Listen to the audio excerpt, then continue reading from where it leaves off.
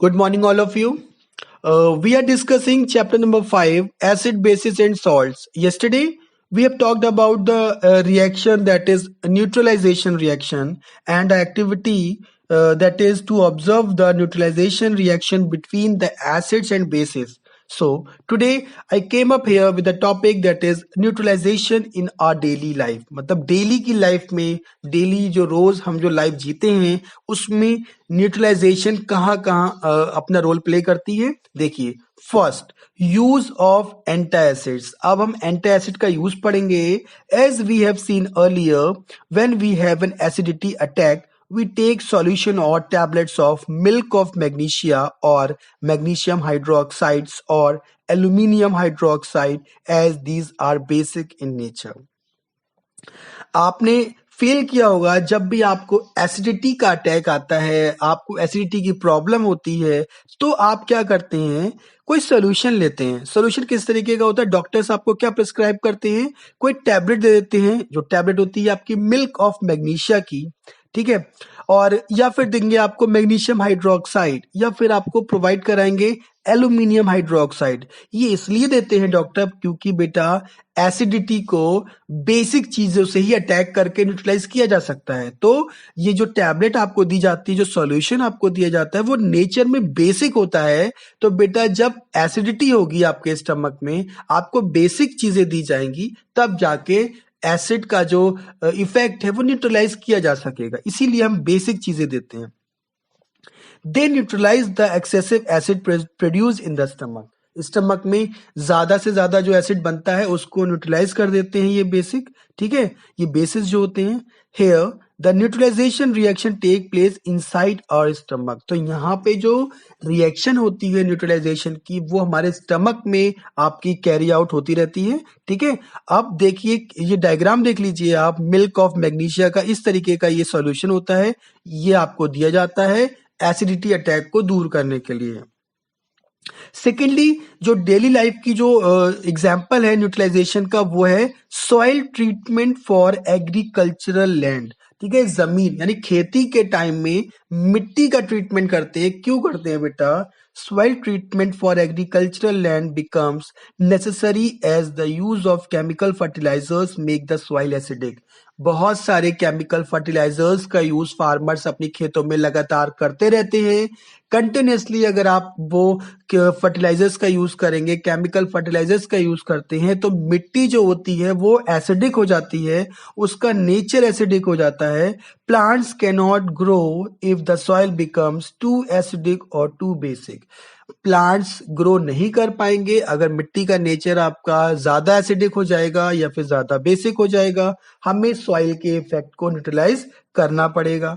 To neutralize a soil that has become too acidic, we use calcium oxide और quick lime और calcium hydroxide और slaked lime etcetera. अगर आपकी soil acidic हो गई है बहुत ज्यादा, तो उसको न्यूट्रलाइज करने के लिए कैल्शियम हाइड्रोक्साइड दिया जाता है मिट्टी को, या इसे बोलते हैं क्विक लाइम, या फिर कैल्शियम हाइड्रोक्साइड दे सकते हैं, इसे बोलते हैं स्लेक्ट लाइम। देना का मतलब कैसे कि वहां पे उसको हम डालते हैं, मिट्टी में जाके हम स्प्रेड कर देते हैं हर जगह।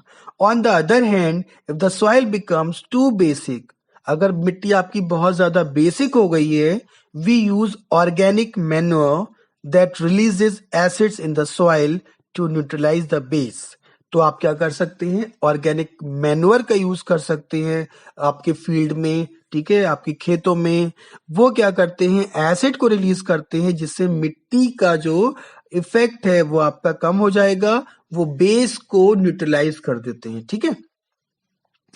थर्ड आपका एग्जाम्पल है एवरीडे लाइफ का, waste treatment in the industries. Industries में बहुत सारा वेस्ट रिलीज होता है, उसको ट्रीट करेंगे बिफोर एक्सपोजर, उसको फेक डिस्पोजल से पहले उसको हम क्या करते हैं? ट्रीटमेंट करते हैं उसका।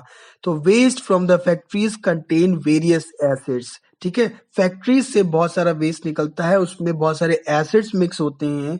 दे may pollute the water bodies and soil if they are released untreated. अगर उनको अनट्रीटेड ही रिलीज कर दिया जाएगा तो बहुत सारी वाटर बॉडीज, वाटर एनिमल्स होते हैं, उसको इफेक्ट करेगा, वहां के प्लांट्स होते हैं उसको इफेक्ट करेगा वो वाटर। सेकेंडली, अगर वो सॉइल में आपका उसको रिलीज कर रहे हैं तो सॉइल को खराब करेगा।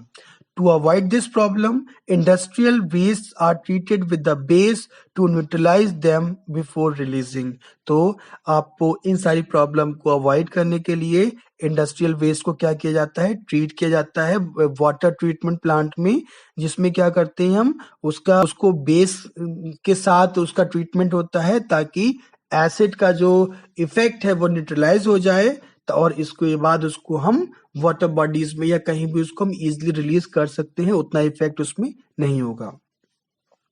नेक्स्ट और लास्ट टॉपिक है हमारा स्टिंग ऑफ द आंट्स। अगर आपको कोई चींटी अगर काट लेती है, ठीक है, उसे बोलते हैं स्टिंग ऑफ द आंट्स। इस केस में क्या होगा, if you get stung by an ant, rub some moist sodium bicarbonate, that is NaHCO3, or baking soda in that place. अगर आप कभी भी आपको कोई चींटा बड़ा या कोई चींटी काट लेती है तो आप क्या करते हैं, अपने कुछ सोडियम बाइकार्बोनेट ले लेंगे या बेकिंग सोडा आपके घर में होगा उसको ले लेंगे, हल्का सा वाटर उसमें मिक्स कर लेंगे तो वो मॉइस्ट हो जाएगा। उसको अपने उस एरिया में उसको अच्छे से रब करते रहेंगे, ठीक है। You will feel relieved instantly, तुरंत आप रिलैक्स्ड और रिलीव्ड, कूल डाउन, बहुत ज्यादा अच्छा लगेगा आपको, बहुत कूल फील करेंगे, बर्निंग सेंसेशन आपका खत्म हो जाएगा। While stinging के time ant inject the formic acid into our skin. तो जब वो स्टिंग करती है आंट तो हमारी बॉडी में कौन सा एसिड छोड़ती है, वो फॉर्मिक एसिड को इंजेक्ट कर देती है हमारे स्किन के अंदर। और बेकिंग सोडा क्या करता है, बेस है, वो न्यूट्रलाइज कर देता है इसके एसिडिक सॉल्यूशन को, ठीक है, as it is a base. तो आपका बेकिंग सोडा बेस है और जो फॉर्मिक एसिड है वो आपका एसिड है, तो इसलिए जब वो एसिड वो इंजेक्ट कर रही है आंट तो हम क्या करते हैं, ऊपर से बेकिंग सोडा जो कि एक बेस है उसको हम वहां पे अप्लाई करते हैं, रब करते हैं, जिससे उसका इफेक्ट जो है न्यूट्रलाइज हो जाता है। You can also apply calamine solution as they contain zinc carbonate, again basic in nature. आप इसके अलावा एक सॉल्यूशन और आता है जिसका नाम है कैलामाइन सॉल्यूशन, उसको भी आप अप्लाई कर सकते हैं क्योंकि उसके अंदर प्रेजेंट होता है जिंक कार्बोनेट जो कि वो भी आपका बेसिक है नेचर में और वो आंट के स्टिंग के इफेक्ट को न्यूट्रलाइज कर सकता है। सो बेटे ये तो आज के हमारे टॉपिक्स थे जिसमें हमने पढ़ा neutralization in our daily life. इसके अंदर हमने कुछ टॉपिक्स को डिस्कस किया था जिसका नाम था use of anti acids, soil treatment for agricultural land, then waste treatment in the industries, and at last we have discussed about stings of the ants. So now please revise all these topics at home properly and learn for the first periodic test also, because soon we will having our first periodic test. Okay, thank you.